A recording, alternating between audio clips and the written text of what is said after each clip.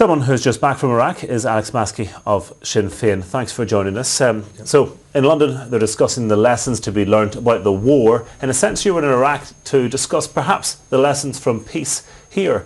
What was your experience, first of all? How long were you in Iraq? Well, this time we were in Baghdad for 3 full days, and the discussions we were involved in were almost round the clock. It was a very, very interesting, if not a challenging experience. I think it was a very humbling experience because here we have people whose country's been virtually destroyed. When you just look at the infrastructure, the roads, networks, the limited supplies of basic goods, just a massive, massive amount of money which has been used over the last number of years to destroy such a vast part of that country. Never mind the human cost of suffering and all of that wasteland.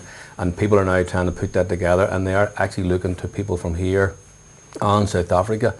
Funny enough, these are the two kind of conflict situations that they are finding most value from hearing our insights into it. So it's humbling that they think that we have something to offer them. I mean, obviously, it's easy to draw comparisons, and that's not really what it's about. It's not about saying that Northern Ireland equals Iraq or Belfast equals Baghdad, but just even in terms of the contrast, what's it like for you when you land there and you see the sort of devastation that the war has left behind? I mean, just describe some of that for us, if you could. Well, I mean, we were actually taken from the airport. We travelled in through Bahrain, then into Baghdad.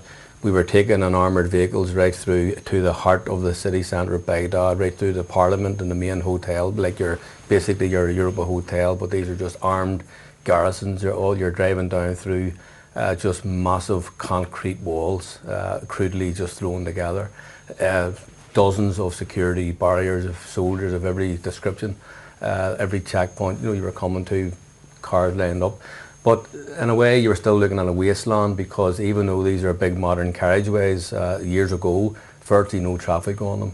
Everywhere you go, so many metres, you're stopped, vehicles searched and scanned and all the rest of that. And we were even travelling in vehicles sponsored by the Speaker of the Iraqi Parliament, who even with that particular status, you still underwent that type of security. So you can see it was a wasteland, you can see it was highly, highly militarised and highly fortified, and yet you had people then in the Parliament, as I've said, who had gotten together under the auspices and the invitation of the Speaker of the Parliament, and endorsed by the two other Vice Presidents of the country.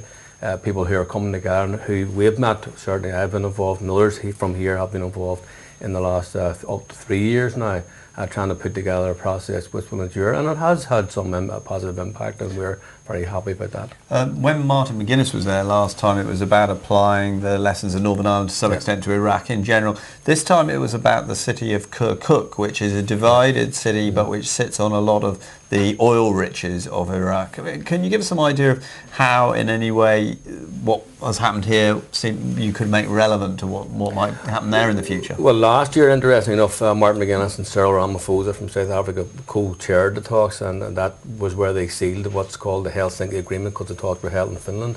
So under the auspices of that particular agreement, which is not unlike the Good Friday Agreement in some respects, but this particular conference was on the basis of how can they tackle the relationship within Kirkuk as a city in that northern Iraq region, which borders on what is now in effect a virtually independent state of Kurdistan, which is really northern Iraq.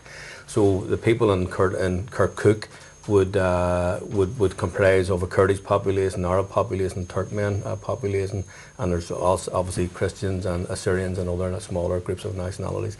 And what they're trying to do is, on a pragmatic basis, basically run that region, and they are doing a fairly successful job, but it borders on what is in effect a burgeoning Kurdistan state. So there's a huge competition on it as to whether Kirkuk should be part of a future Kurdistan state or should it remain within the confines of an Iraqi state. Of course, the added complication there is that on the one hand, Kirkuk as a city would be seen by many over there almost like the Iraqi Jerusalem or Kurdistan Jerusalem. So it's very, very important historically and also currently. It also happens to sit on 30% of the oil reserve and 70% of the gas reserve in Iraq, and that's just the identified reserve. So there are huge spoils in all of this.